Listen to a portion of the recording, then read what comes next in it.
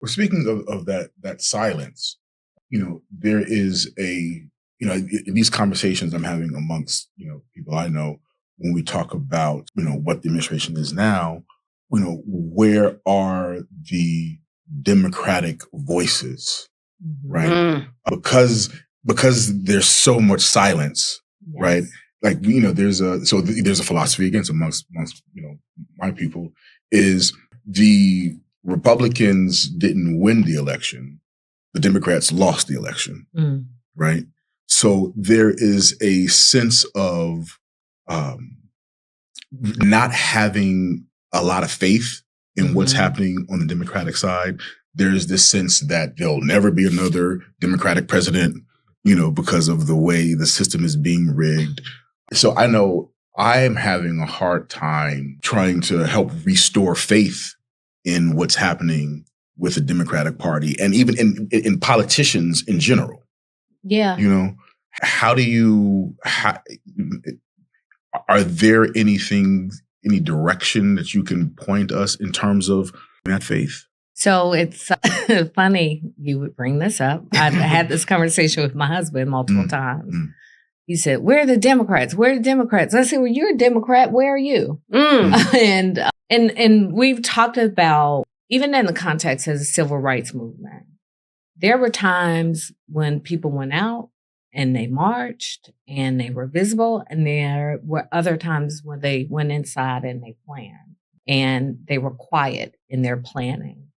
And I understand the frustration. I believe that we are somewhere in between. We've got very vocal voices. We've got Pritzker, Governor Pritzker in Illinois. We have Jasmine Crockett outwardly, sounding the alarm.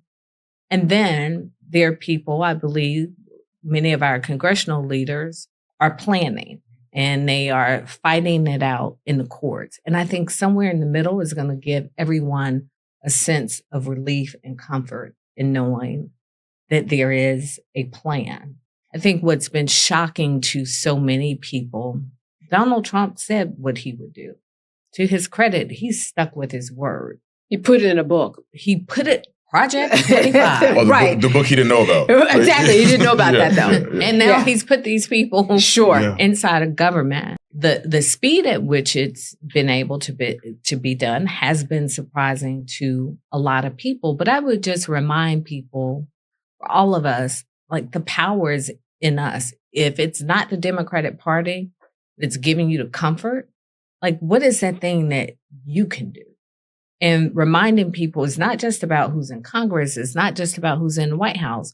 We have local elections. We have local leadership. I go back to the last time this guy was in the White House. I remember sitting around with my team when the governor had gone off the rails, White House had gone off the rails.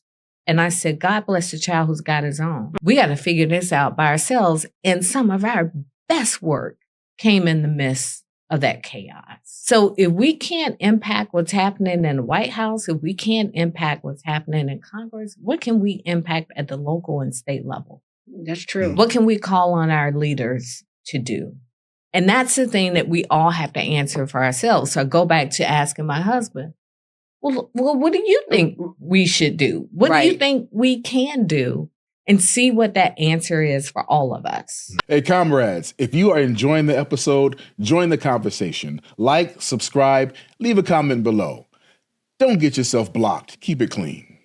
I think it's going so fast that it's also going to crash just as hard, because we don't know what's going on behind closed doors, but we know that all the conversations that are being held at the White House or, congressional floors, we know they're not all, what we see in the news, that everything is just wonderful. And all the executive orders are being, not with the characters that are there. That's impossible. That's impossible. So I think also time will help us in all of it, to just be patient with what's going on, because we really don't know. You talked earlier about posting, about the weather, and then all of a sudden, the education department was imploding.